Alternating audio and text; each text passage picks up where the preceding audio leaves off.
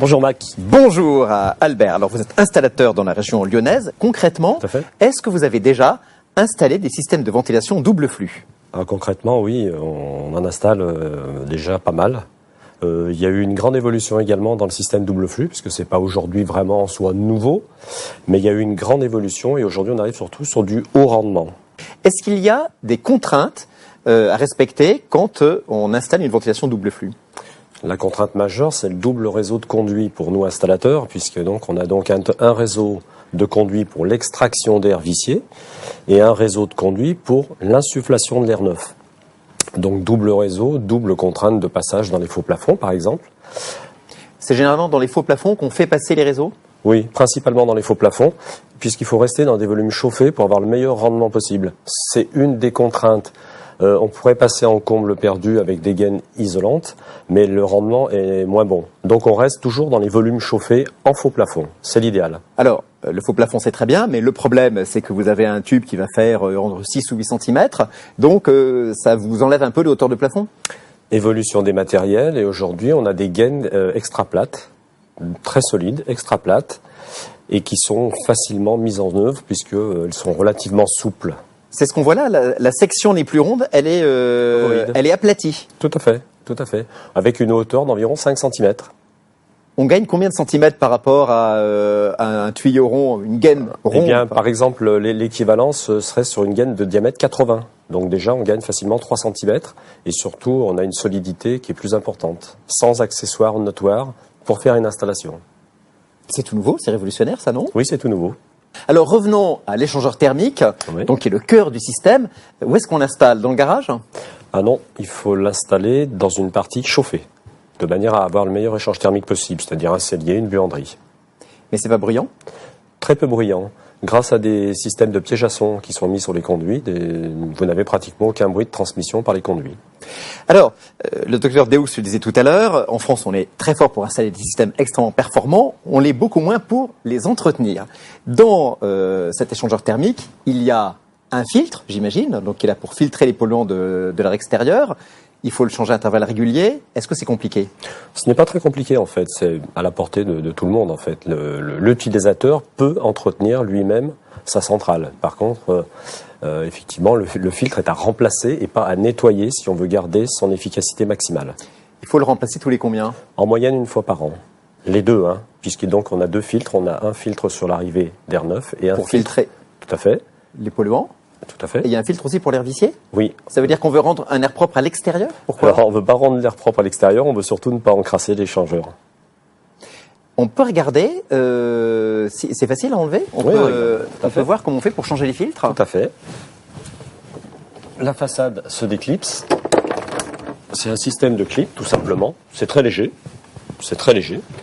Et ensuite, on a accès directement aux deux filtres qui se trouvent ici. Donc ici, il suffit de tirer son filtre et on a accès principalement au filtre. C'est aussi bête que ça. Et ça, c'est un geste qu'on fait une fois par an. On change. Ça, c'est le filtre pour l'air entrant. Celui-ci, c'est l'air extrait. C'est l'air extrait. Tout à fait. C'est pareil, j'imagine, pour l'air du dessous. C'est le plus petit des deux. Et ensuite, ici, vous avez pour l'air, donc, l'arrivée d'air neuf. Je vais peut-être pas le sortir complètement, mais qui lui est beaucoup plus long puisqu'il va chercher l'arrivée d'air neuf qui est tout au fond. Voilà le filtre sur l'arrivée d'air neuf. Vous voyez, qui est quand même plus conséquent que le premier. Puisque c'est quand même celui qui, aujourd'hui, va filtrer l'air. C'est le filtre essentiel. Tout à fait. Voilà. Et donc, vous voyez, qui se remet tout simplement sur sa glissière et qui vient se clipser. Très belle démonstration de Monsieur Barrios. Voilà. Donc, c'est pas bruyant, ça a l'air, vous venez d'en apporter la démonstration extrêmement facile d'entretien. Est-ce que l'utilisateur doit faire autre chose? Monsieur Bataille le disait tout à l'heure, le système est intelligent, il peut passer en court-circuit pour éviter l'échange de chaleur en période estivale. Il y a d'autres réglages ou pas? Pas du tout. L'utilisateur final, finalement, n'a rien à faire de spécial, sauf s'il le souhaite passer en mode surventilation. C'est-à-dire? Le mode surventilation, c'est bien la petite soirée entre amis. Bon, et bien sûr, on est plus nombreux, on se fait une petite raclette, on fait une petite pierrade, et là, à ce moment-là, la maison est bien enfumée. Donc les odeurs de cuisine et la fumée. Donc là, l'utilisateur, grâce à la télécommande, il prend son boîtier de télécommande et il passe en mode surventilation. Automatiquement, vous allez avoir un débit qui va être largement augmenté pour ventiler très très vite votre maison.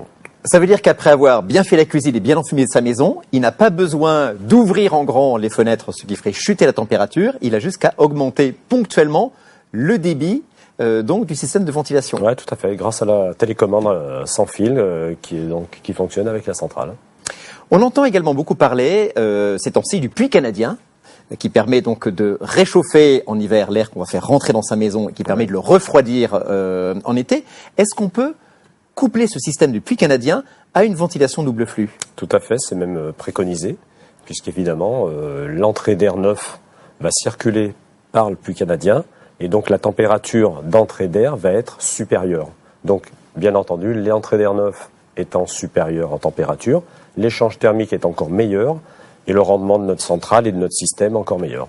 Et ça permet donc de baisser encore les dépenses de chauffage, puisqu'en quelque sorte, on a préchauffé en hiver l'air extérieur qui va rentrer dans l'échangeur thermique. C'est bien cela.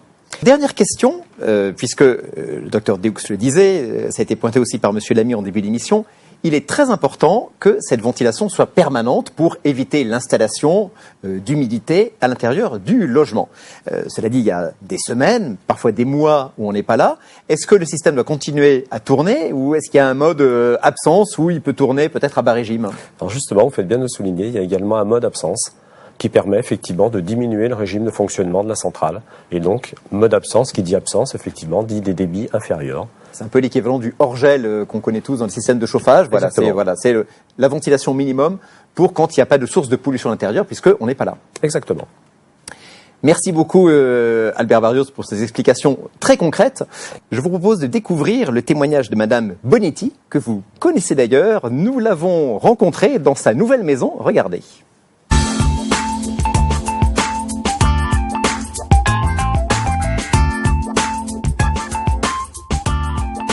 Alors on a fait installer un système double flux de Olix dans notre maison parce qu'on avait des amis qui avaient construit une maison neuve. Ils nous ont dit que vraiment ils n'avaient aucun souci, que c'était très agréable pour la vie de tous les jours.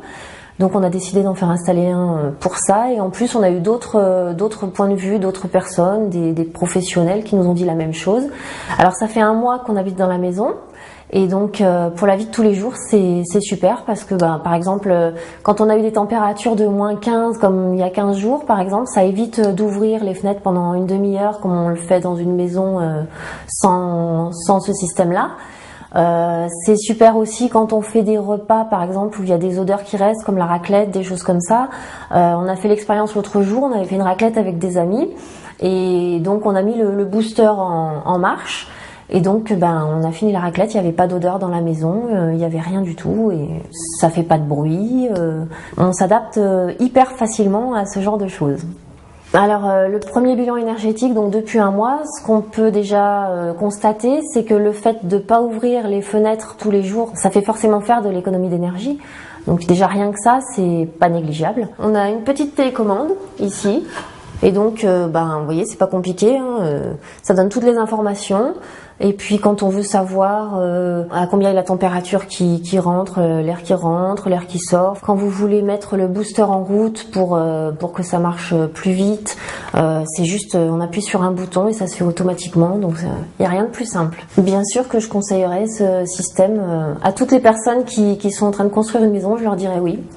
Pour installer ce système, il n'y a rien de plus simple et vraiment, on en est super content. Un témoignage très éloquent. Monsieur Barrios, je crois qu'on peut le dire. C'est vous qui avez posé l'installation de Madame Bonetti, qui est très contente. Je crois qu'on peut le féliciter pour cette mise en place tout à fait réussie.